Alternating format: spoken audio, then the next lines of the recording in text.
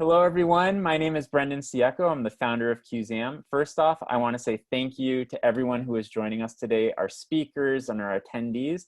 Over 1,100 people have registered for today's conversation, and I look forward to this dialogue. If you're joining for the first time, welcome. And to those of you who have tuned in to any of our past Cuseum webinars, welcome back. It's always great to see you. So as museums and cultural institutions work to reopen, many are taking important steps to facilitate physical distancing, contact tracing, and enable contactless entry. And one way organizations are doing this is by introducing timed ticketing for their visitors, which has the benefit of managing capacity, reducing admission lines, and limiting interactions between staff and guests.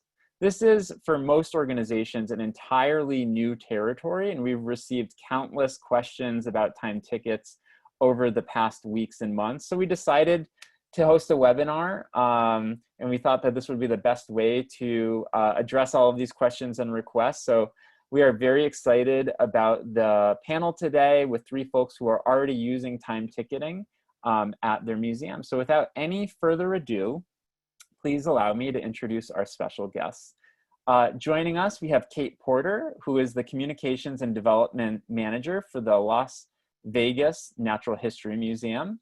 Everybody say hello to Kate and her dinosaurs. Hi, Kate. Prior to joining the museum, she lived in Florida and managed events and sponsorship in the southeastern United States for Cox Communications. However, Kate's career started at Orange County Regional History Center in Orlando, Florida, and her volunteer work and passion for museums and the humanities has been constant. After relocating to Las Vegas, her and her husband last year professionally returned to the sector that she loves as a welcome opportunity. And Kate holds a master's degree from the University of West Florida in Strategic Communication and Leadership Studies and is an active member of the Junior League of Las Vegas. Thanks so much for joining us, Kate. Thank you. Thank you so much. And also joining us, we have Laura McArthur. Laura has been the database operations manager at Crystal Bridges Museum of American Art for nearly 2 years. She manages the database operations team, which handles all membership gifts, processes and audits all development plans and gifts, as well as all ticketing and e-commerce ticketing sites. She also provides overall organizational reporting for these areas, as well as the other departments across the museum. Thanks for joining us, Laura. Thank you very much. Thank you. And joining us from Philly, we have Stephanie Cabezas. Stephanie graduated with a master's degree in museum and gallery studies. She moved to Philadelphia in 2015 and started working as a part-time guide at Philadelphia's Magic Gardens, an art environment featuring the mosaics of local artist Isaiah Zagar. She took on the role of visitor relations manager last September and has been responsible for the Philadelphia Magic Gardens visitor services staff, ticketing, membership, and merchandise. Thanks for joining us, Stephanie. Thanks, Brendan. Happy to be here. Thank you. And as someone who has visited the Magic Gardens, I have to say that they are mind-blowing, a creative and an inspiring experience. I don't know how one would describe them, but they are unbelievable. And lastly, I'm Brendan Ciecko. I'm the founder and CEO of Cuseum. I will be your host for today's conversation. So let's jump into the questions for our special guests. So I'll open up with a question for Kate and Laura.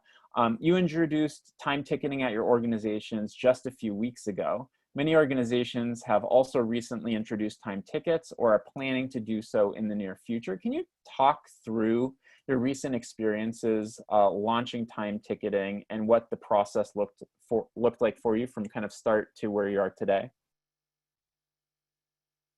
Kate, do you want to lead us off? Sure, I'll jump in Fantastic. first. Thank you.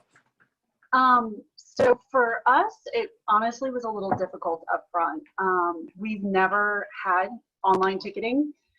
We're a fairly small operations unit, and so we just didn't have the need for it in the past, truly. And when we started to look at time ticketing, we found that a lot of the platforms out there were pretty cost prohibitive for us, especially as we were trying to really make sure that we were being responsible with our dollars, with the museum being closed temporarily to the public and whatnot. So we ended up finding tickets which is TIQETS, but it's pronounced tickets.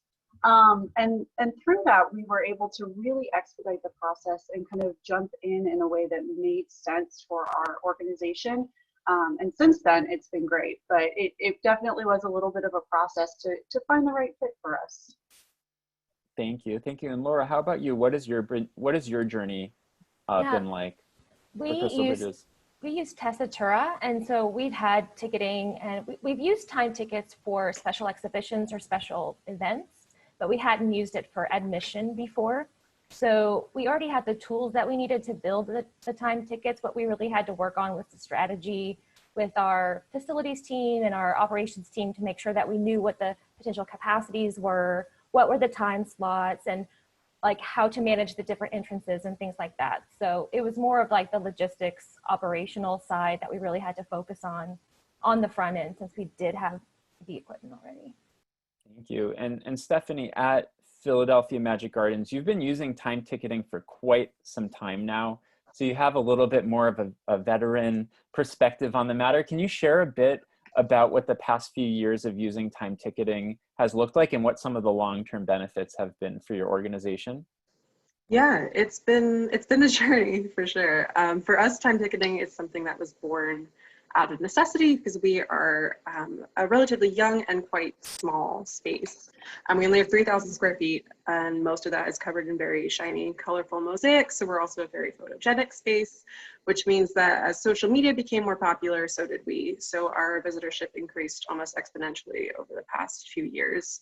When I started in 2015, we hadn't yet hit 100,000 visitors, and this past year we hit 175,000. Wow. So it's been a wild ride. So we were finding that we were getting more interested visitors than we could safely handle, and the museum was feeling very overwhelmingly crowded. So we started limiting entry by wristbands originally, where we would physically count out how many people we allowed every 15 minutes, and that was very stressful. We had lines around the block and people were just waiting for ages to enter the museum. So time ticketing, we started in 2016, and that changed the game.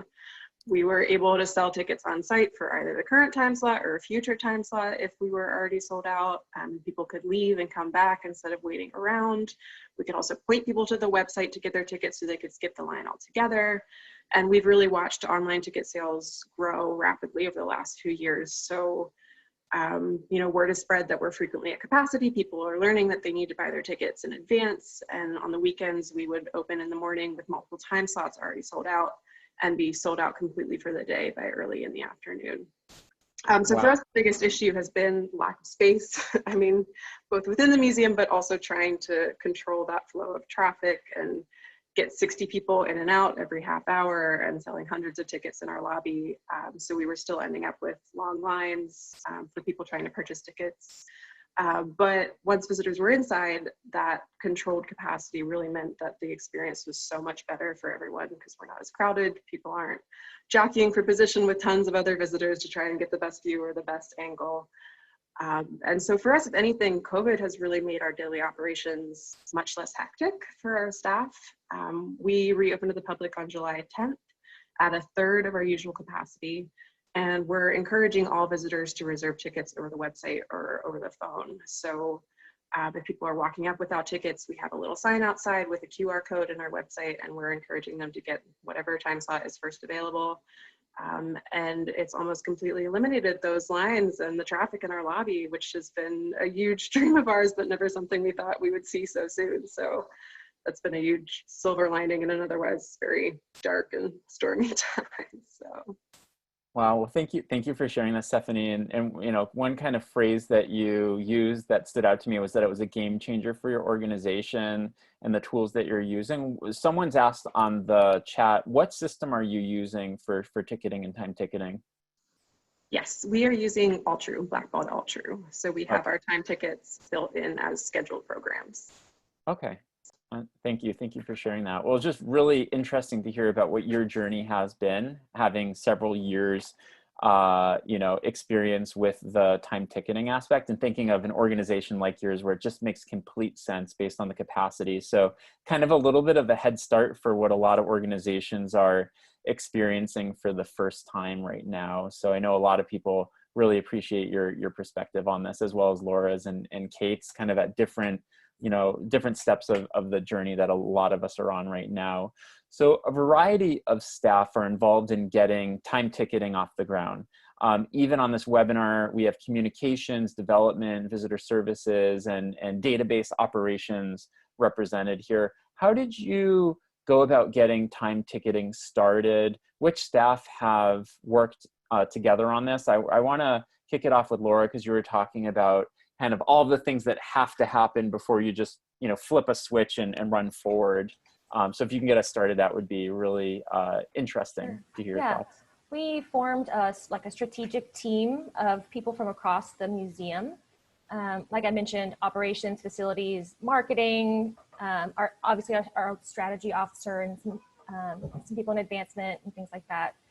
And we also decided to go with 1/3 capacity when we opened. And we're in Arkansas. We had to submit our reopening plan to the governor for approval. And so it was a long process that was back and forth, and we wanted to go above and beyond, and require masks and all these other things. So it was a process, and we ended up, we didn't announce the date as soon as we knew the date, because we thought it might get pushed. So there was a lot of communication with like our social media and our email lists and things like that. So yeah.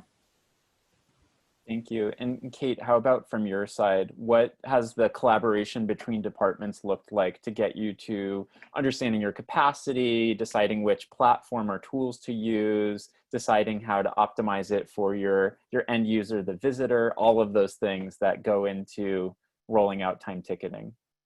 Sure. So as I mentioned, we're a small but mighty team. So that's actually worked to our advantage going through this process, in that I was really able to involve our guest services and membership services manager, obviously our executive director as well. I'm the marketing and development manager, so it really was a pretty small and nimble group. I will say the thing that I really learned from it is I had underestimated the staff training needs, and just making sure that everybody was extremely comfortable with a new, more tech-forward approach to how we welcome folks to the museum. So one of the things that we had to do was, initially, I found the user interface to be extremely easy to work with, but I understood that the folks up front were finding some lag time with it, and so we worked with our representative Sue over at Tickets to work on a scan app option, so that our folks at the front can just barcode scan, which is honestly new technology for us at the museum. Barcode scan folks in so that it's a completely touchless interaction, and also helps to speed up that line, because like Stephanie mentioned, nobody wants a line for their museum. Thank you. And Stephanie, just kind of jumping off of Kate's last point, I know earlier you were talking about going from wristbands to going to time ticketing. Can I assume that for all three of your organizations, there is some sort of scan aspect involved, a barcode, a QR code? Yes and no. For us, okay. Alltrue does offer barcoded tickets. For us, we haven't yet found a way that's quick and easy enough for us to scan tickets physically. So we usually just do a visual check of the date and time before sending people in. Okay, that's really good to know.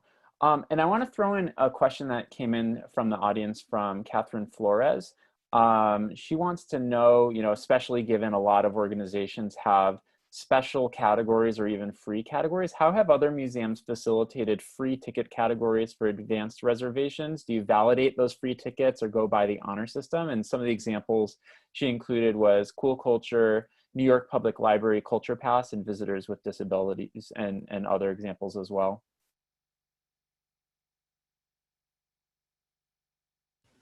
Our general admission is free to the public.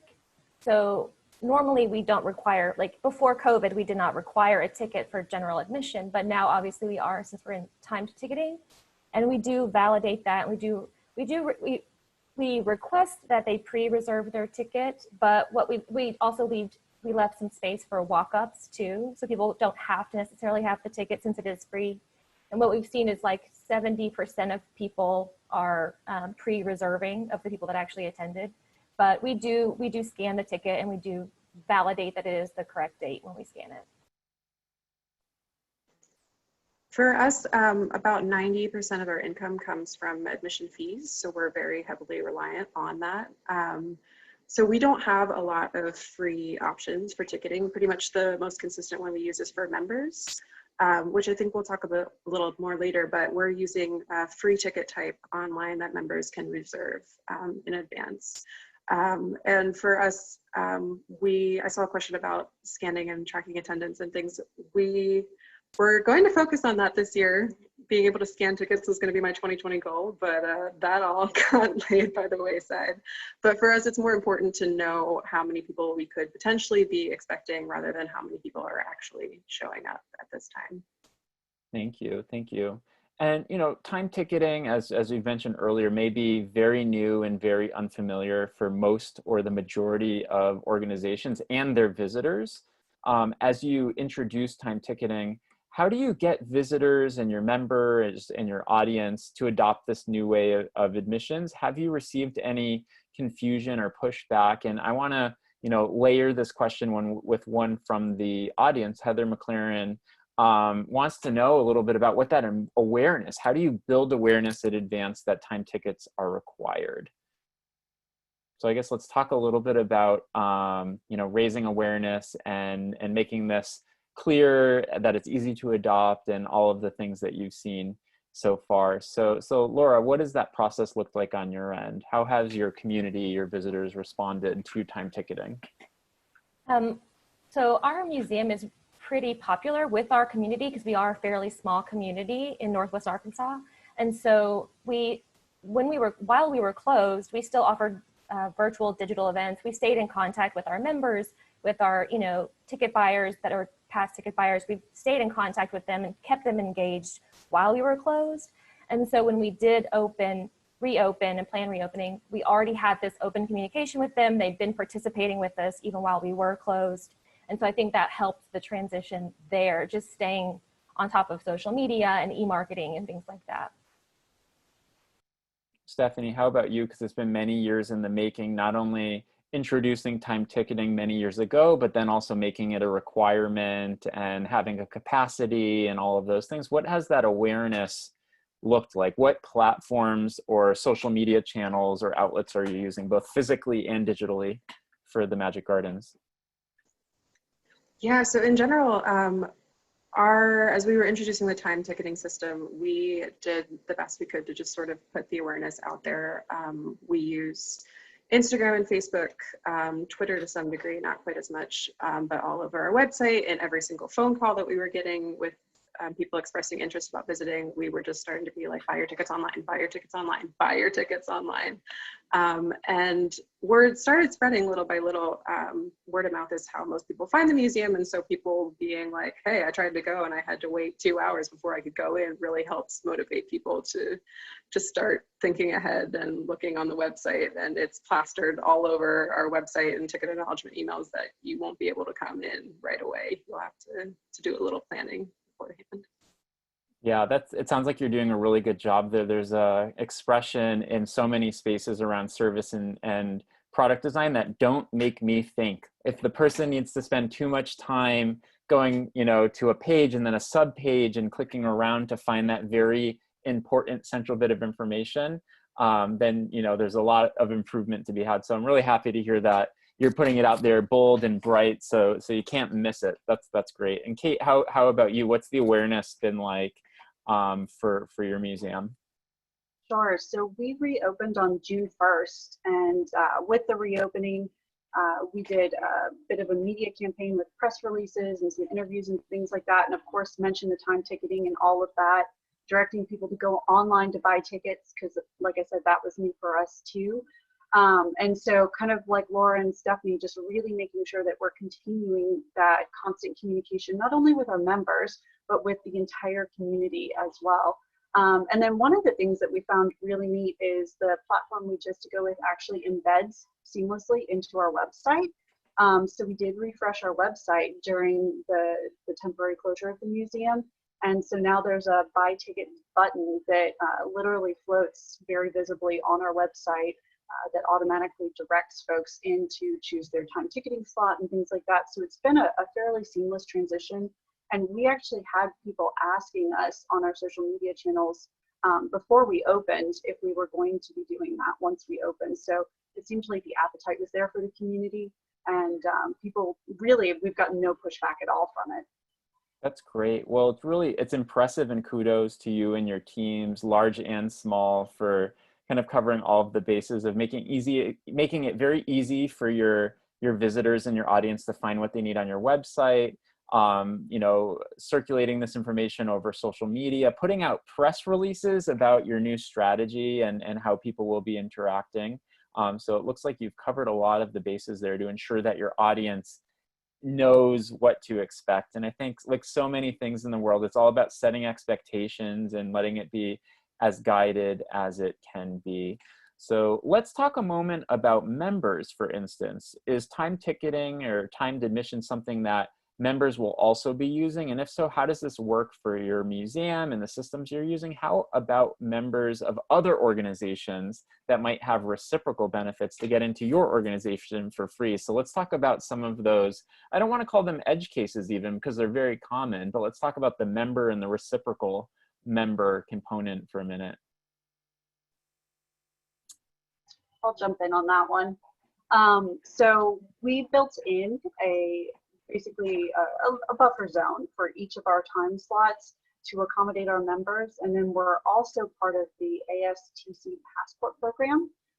So 200 plus museums across the country we have reciprocal admission with. And so we factored that in as well, but then also consider the fact that a lot of folks aren't traveling as much as they used to. So we made an educated guess, and we've been slightly adjusting here and there just to make sure that that guess is still correct, but that's basically how we've dealt with that. Great. And Laura, how about you? Does Crystal Bridges have a membership program and accept reciprocal privileges from other museums? We do. We have a membership program, as well as we participate with NARM. NARM, and, great. Big fans of NARM. Yeah.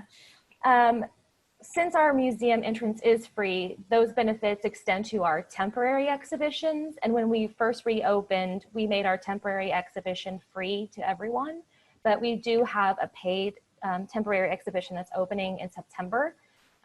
We are making tickets are available online, but the way we have it set up is you can book your exhibition ticket. It does not have a time, but then we have in-cart language that says, you're buying the exhibition ticket, and in the cart it says, don't forget to book your timed entrance ticket, and then it links to that ticket, so you can put that in your cart as well. So we're linking in the cart so that they can still get their timed reservation. Great. Stephanie, and how about on your end? Do you have a membership program? And if you do, how are you approaching that from the time ticketing perspective? Yes. So we do have a membership program, and actually before COVID, one of the biggest perks of our membership was that you were able to skip the line and come into the space without reservations. So that's been a huge change for our membership. We had like a nice size buffer of non-time tickets that we could draw from to add in members, even if the time slots were sold out. And that's obviously changed now because we are keeping a much stricter handle on our capacity, and every ticket counts. So we communicated through email with our membership before we opened to the public to let them know that everything's changing, that they'll need to reserve tickets online for themselves and their guests, and gave them instructions on how to go about doing that. And so far, I don't think we've gotten any pushback on that. We are also part of NARM and Rome, but we don't typically get many of those visitors, so we're sort of handling those on a case-by-case basis as inquiries come in. And like I said, we're at 1/3 of our capacity, and by city guidelines, we could be up to half. So we definitely still have a little bit of a buffer for some walk-up admissions to come in and reserve tickets on the spot, on the down low, if we need to, as long as it doesn't feel super crowded in the space. That's great. And we do have a question that came in right off of that point. How have you worked with your ticketing system around drop-in, public visitors? And I want to sandwich that question from Brianna Sadler about the drop-in visitor that maybe didn't see the press release or the page on the website or any of those things, or the signs or the QR code. Maybe they missed it and they really, really, really want to go to your museum or check out one of your exhibitions. How are you dealing with that from a systems perspective? And also, I love that from what I'm hearing, there is a buffer zone. You've taken into consideration some buffer around this. So how are you taking that? How are you handling all of those aspects, the drop-in and the buffer zone? So we have a lot of experience with drop-in visitors and people who are just walking up hoping to waltz right in. System-wise, we sort of built a separate system for our time tickets apart from the just general admission tickets that we had been using before. So those general admission tickets are still present and available to our staff. They're just not available online or anywhere else. So if we need to add in extra tickets above the time tickets, we have that option. In terms of people not being able to come in without a ticket, we have just had to get really good at saying no in a very firm but gentle manner. We do have that buffer, so if it is slow, we're able to, you know, listen to the case by case and decide if we want to make an exception. But we've also just, you know, braced our staff to learn how to break hearts, but do it in a very polite way that leaves people the option of coming back in the future with an advance ticket.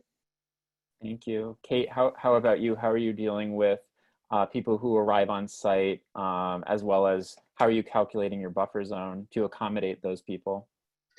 Sure. So we, like Stephanie, if we have the availability, of course, we'll welcome the folks into the museum and mention to them that they can select their time ticket for their next visit.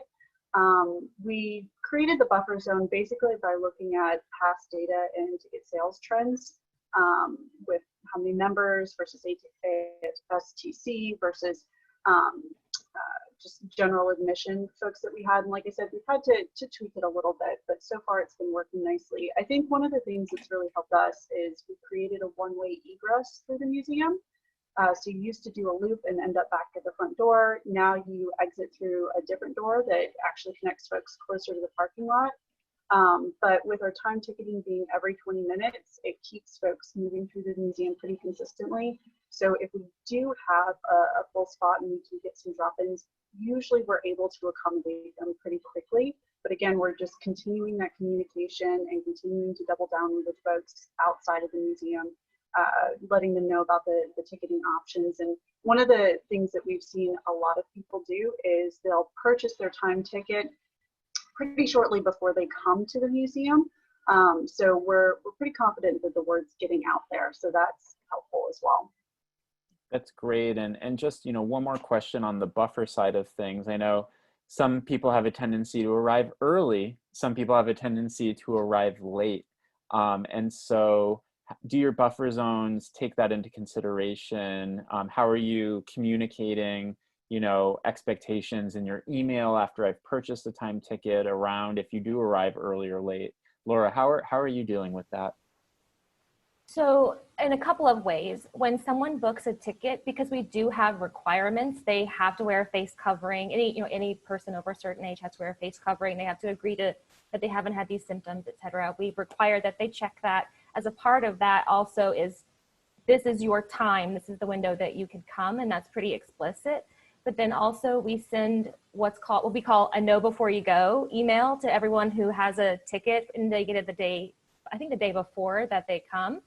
And it explains like in detail all the things that they need to know. And it includes that too, like you can come during this time. If you miss your time, you may have to wait because we are only allowing so many, because we do also allow for walk-ups. So if we see that, you know, only 60% of people in this time slot have arrived so far, then we'll allow more of those walk-ups that to come in to fill that capacity. So. Great, thank you.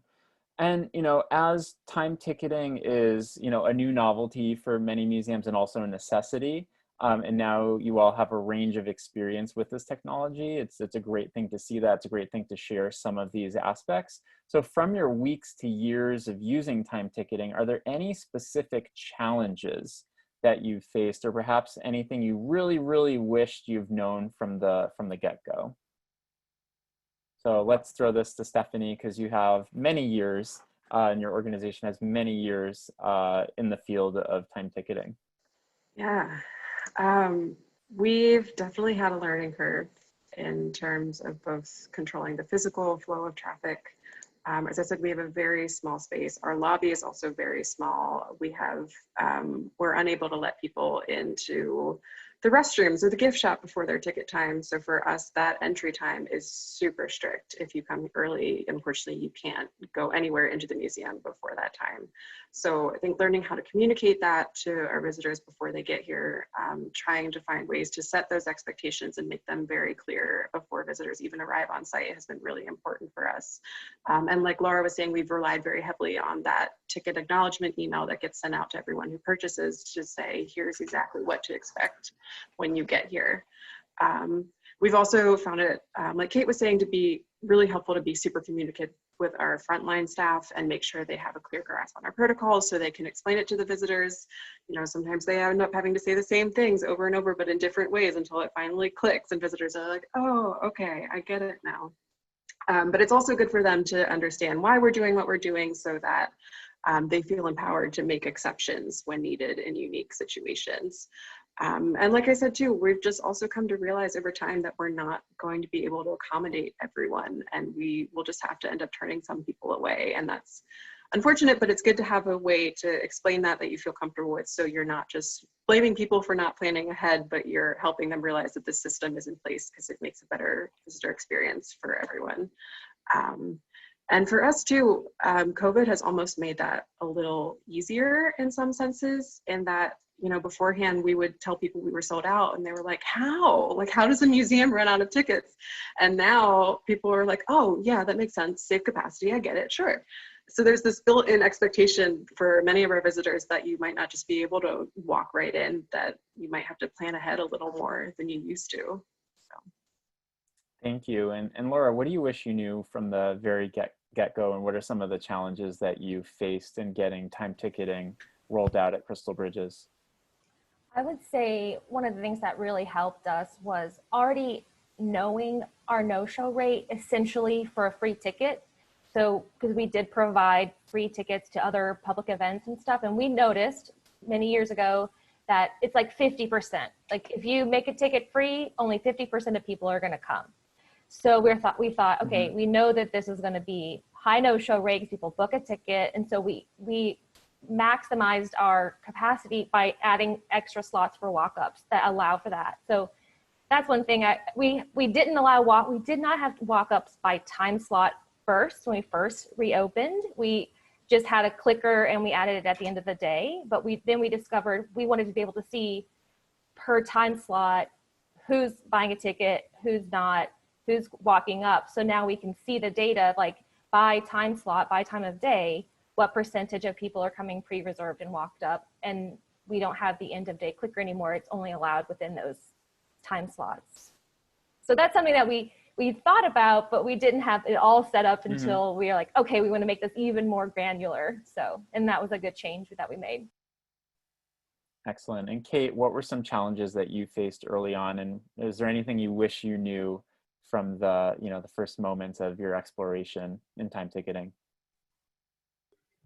Honestly, I wish we would have done it sooner, because I think, like Laura saying and Stephanie, it's given us a lot better feel for redemption rates and tracking who's actually in the museum and whatnot.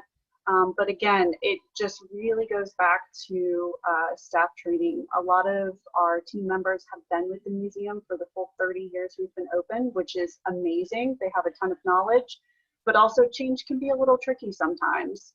And so I would just double down on making sure that you're communicating internally and that everybody really feels comfortable. But now that we've kind of hit our stride a little bit better with that, I think, kind of like Stephanie was saying, we're finding that the team members are feeling more empowered, and that COVID's really offered a great opportunity to change the conversation a bit from just kind of general admission throughout the entire day, hope things are going well, to a more informed conversation about making sure that folks are really having a quality experience at the museum that's very personalized and safe as well. So it's been a really good opportunity for us overall, but again, just making sure that we're working through these different things as they come up and doing it as pleasantly as possible, because obviously we want to make sure everybody has a great experience at our museum. Thank you. I kind of feel like in the museum and cultural space, we're very much in that, I wish I did this earlier around some of these great tools and solutions that exist. So the forcing function of the pandemic has probably enabled a lot of organizations to realize the benefits of a lot of these different tools and solutions for digital engagement and member engagement and ticketing and just kind of getting all of those ducks in a row. So if anything, a silver lining. I want to throw a question in from the audience. So Ruth Shirley wants to know, how did you decide your time intervals? Was there data referenced in this process? Laura, how did you decide? I'm not exactly sure how they decided. I wasn't on that panel, but we had different timed experiences before. We've done 15 minutes or an hour when we've had different outdoor experiences. So we do 30 minutes and we have 30 people per 30 minutes. And that is like Stephanie said earlier, 1/3 capacity. So I think it was, how long does it, I think they considered how long does it take to come from the entrance to the galleries, walk through the galleries, if people were like, what does the flow feel like? And for us, since we do have a large space, it looked like 30 people per 30 minutes. We did do, I just wanted to say this too, because I didn't get a chance to mention it earlier. We did do a member preview before we reopened. So like for 4 days before we reopened, we had members only days. And so we did even smaller capacity for that, 15 people per 30 minutes. And that was also really good for our front of house staff to like, okay, get used to working with a mask on, get used to opening these doors for guests and like knowing how to interact with guests. And it was a good like pre-run, you know, to before we reopen to the general public. That's great. And I've been hearing a lot of anything that you're going to do, it's a smart idea to have some sort of pre-run or dry run. So both so you can make sure everything's working from the technical side as well as the staff training. And then there's always going to be unforeseen things that you have, you know, the ability to learn from and adapt from. So that's great to hear about your days of member only preview. And Stephanie, how about you? How have you determined what these time slots are?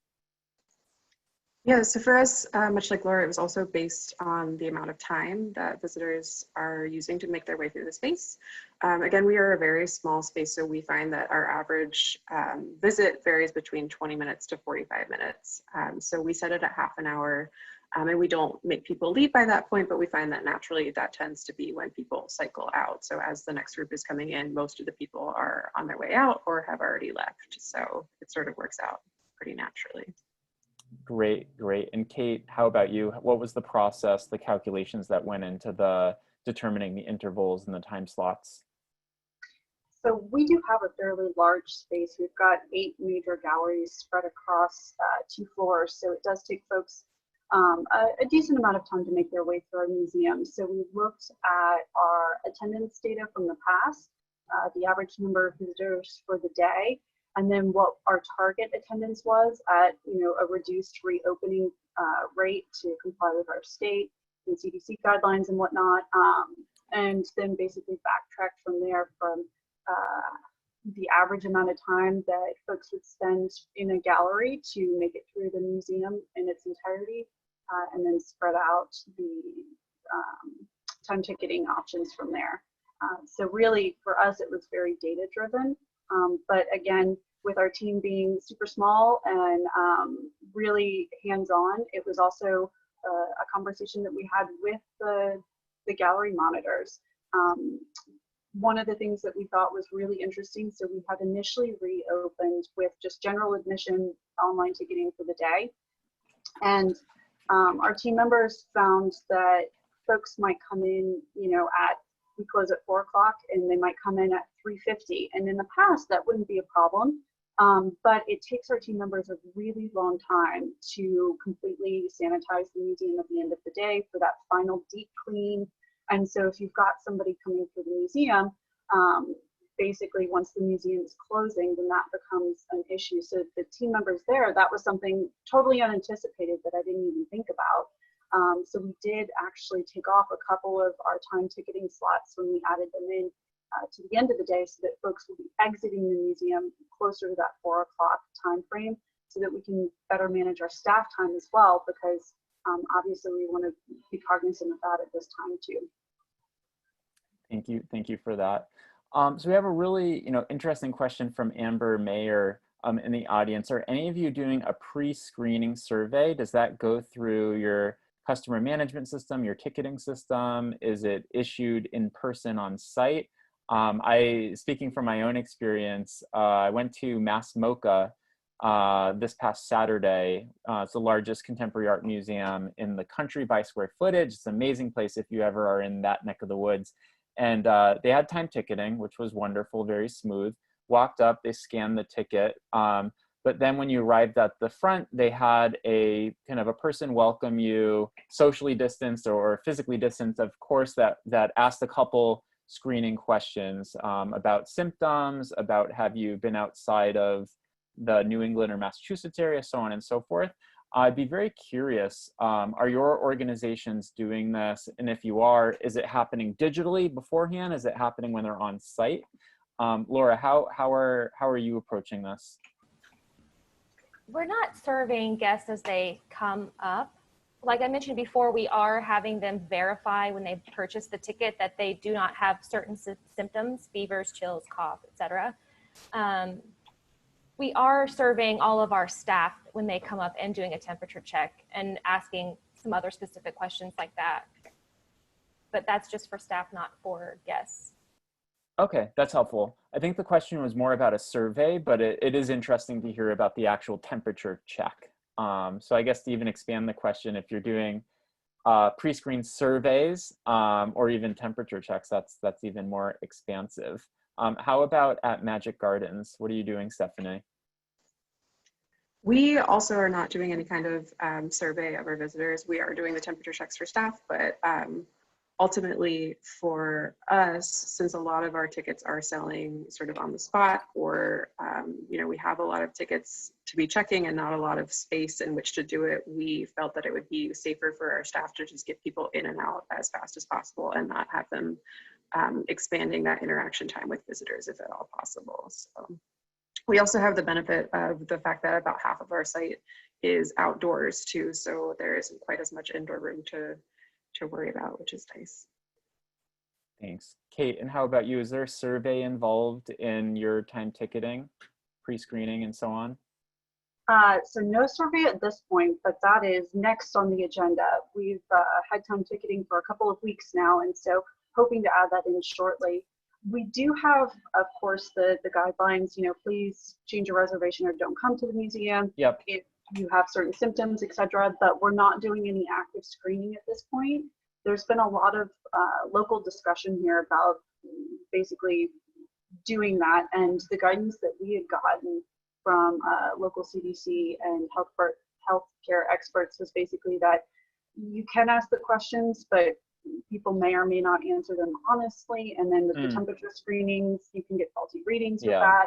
And so much like Stephanie, we're just trying to minimize the overall contact. We do require masks, and our staff does fill out a screening questionnaire, and wear gloves as well. But yeah, for the most part, we're just trying to minimize contact. And we do actually have staff members, our gallery monitors, do wipe down everything and monitor the galleries and clean basically in between each group that's in each gallery. So folks do get there's hand sanitizer stations at the start of each new gallery, and they do get a freshly cleaned gallery every time that they go into a new space.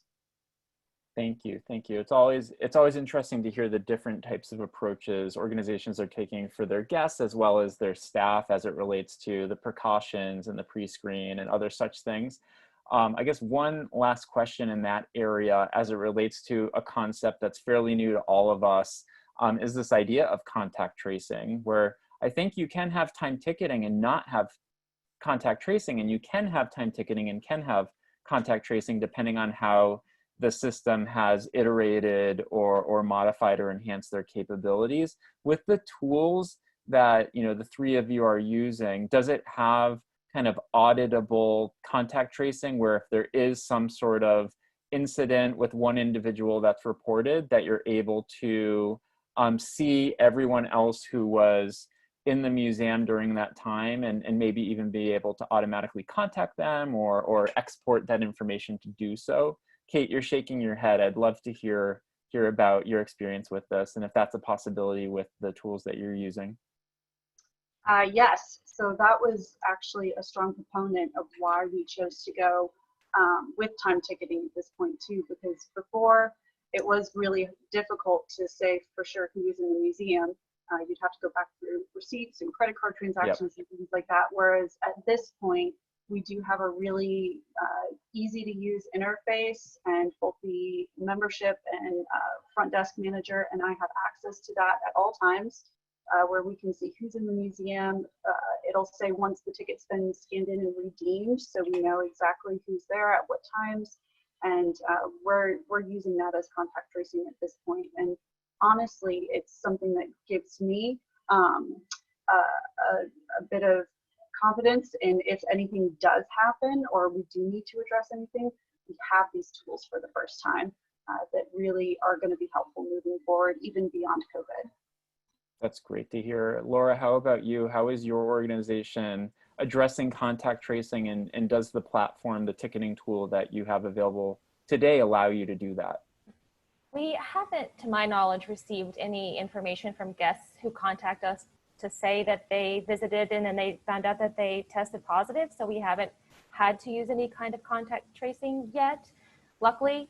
But like Kate said, we do our ticketing. We can see, since we are scanning tickets and people are most of our tickets are pre-reserved, we can see, you know, who came, what time slot they were, and which other people came during those time slots. Now, we're not necessarily creating accounts for every person who are walk-ups, but if they pre-reserve, we'll know when they came and whether or not they came. Excellent. And Stephanie, how about you? Yeah, so that's been another big benefit of going to strictly online tickets instead of walk-ups, is that we now have a name and contact information attached to every order, which we haven't had to do any kind of contact tracing yet, but if we would, we can pull up all the information by time slot and see exactly who was registered for those slots. For us too, it also has the added benefit of things like being able to refund tickets or reschedule or cancel. We are also a partly outdoor space and we have lots of rebars, so if it thunderstorms, we have to close. So now we have all those ticket information and contact information right there if we need it, which is really helpful.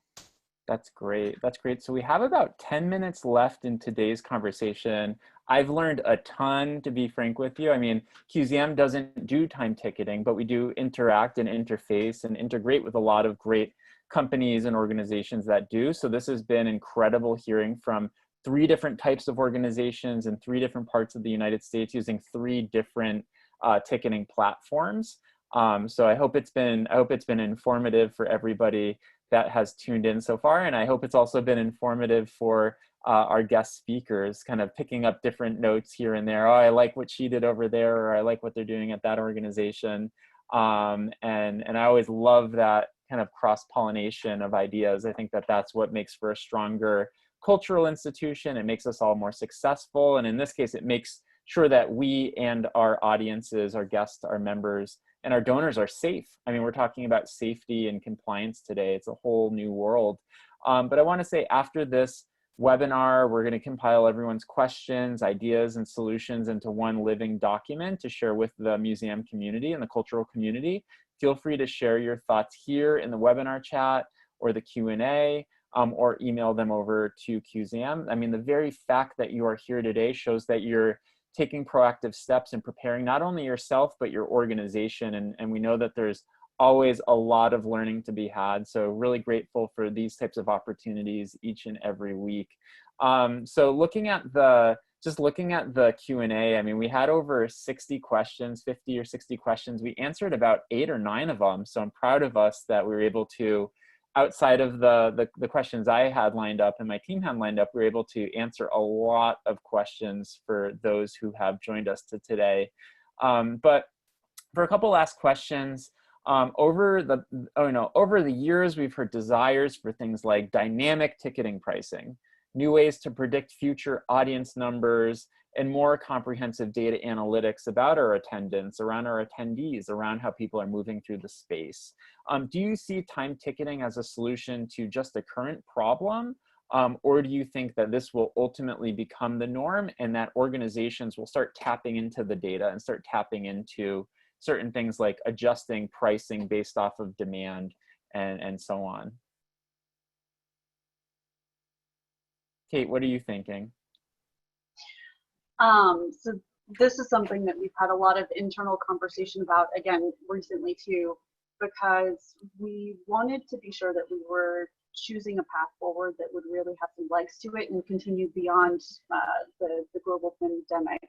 So for us, it's something we're definitely going to continue with, because we see time ticketing as something that our community, like I said, is already embracing. That's making people's experience at the museum better, but also gives us a ton more data than we used to have. One of the benefits too of the system that we chose with tickets is we, as a natural history museum, tend to get a lot of visitors from Asia. So obviously that's not a situation that's happening right now, but moving forward, we really like the fact that the platform will convert currency. It's available in 9 different languages. And it gives us data on where folks are buying tickets from. So already we had somebody from Buenos Aires buy a ticket to the museum. I'm not exactly sure how they're getting here, but it's Vegas, so who knows? but it's something that we can track a little bit better. And for our staff too, because everything is so seamlessly integrated, it's saving a lot of time. Whereas our front-end folks literally used to manage this manually. With our POS system. And so now that it's all being automated and integrated, it's something where we can just pull the reports rather than having to physically ask folks whenever they arrive. So it's something that we're really embracing and seeing how we can expand into other areas of our business. That's great. And just even off of the pricing and the currency conversion and stuff like that, if there is a day where dynamic pricing becomes a reality, I think it will take place in Vegas, where you just pull the slot machine and the price comes up, and then your guest from Buenos Aires is like, I'm getting in for $7 instead of 20 or whatever it is. But we can dream. We can dream. Exactly. And Laura, how are you looking at this from a, hey, it's solving a problem today, but there are things that it might evolve into in the future? What are you thinking about the data, and how's your organization kind of interpreting a lot of this information to make more informed long-term decisions? Yeah, we're definitely using the timed ticket. My cat is here. Go away. That's great. This is just like the parliamentary meeting in the United Kingdom a couple weeks ago, where the cat made its way around. So of course, you're the first guest whose cat has intervened. So okay, well, there's always awesome. the first. Yeah. There we go. We love using the timed tickets and looking at which times are busier. We notice, first thing in the morning when we open, there's a big rush, and then it drops off, and then right after lunch again it picks up, and then the end of the day it's slower. So we can see kind of like what the trends are. I think that's very helpful, because before it would just be anecdotal, right? Like the guest services would be like, well, it feels like it's slower these times of day or whatever, but now we know because the data's there, we can look at the times. But because Crystal Bridges is so access focused, like having access is one of our most important values. I don't see for the future, post-COVID, that we would ever require a ticket. We will always allow for walk-ups, because we just always want to be able to allow for that. But dynamic pricing is something that we have used at our sister location, the Momentary. It got canceled, but we just opened in February. We're gonna have a festival, and we did dynamic pricing for pre-sales. Like if you buy X number of months before this lineup, or as you got closer to the festival, the prices got more expensive, but that's not necessarily related to timed tickets. But dynamic pricing is definitely something that I see happening more and more in the future. Excellent. And Stephanie, how about you? What does kind of the long-term view look like now that you have more access to data? and behavioral understanding of people coming into the Magic Gardens. What are you thinking around what will ultimately come of this? Will time ticketing become the norm for other organizations moving forward? I think for spaces like ours that are small but have a very wide range of interest, time ticketing is definitely the way to go, because it helps you with all those space and crowding issues, but also, again, gives you so much more data to work with. We can pull up reports that show us exactly how many tickets were sold per time slot on any given day. And I've relied on those so heavily for scheduling and for planning for the future, and sort of figuring out what to expect for holidays or for weekends. That's been so incredibly helpful for us. And like I said, our dream too was always to sell tickets online as much as possible. So that's happening now, and I don't really want to go back if we can help it. So we'll see what that looks like post-COVID too. That's great. And two last questions to kind of round us off and wrap this all up. From your standpoint, what does the future ticketing experience look like for museum goers, attendees of arts and cultural organizations? What do you think, Kate? What does the future look like? Oh gosh. So honestly, the dream kind of future, because I have a telecom background, would be something akin to the Whole Foods, Amazon shopping stores, where you would just walk in with your phone and it would register that you're there, and there probably wouldn't be a whole lot of interaction at the door. Granted, considering we just launched time ticketing 2 weeks ago, it's going to be a little while before that happens, but I do think that technology really is the impetus to move all of this forward, give us better data, and really serve our communities better.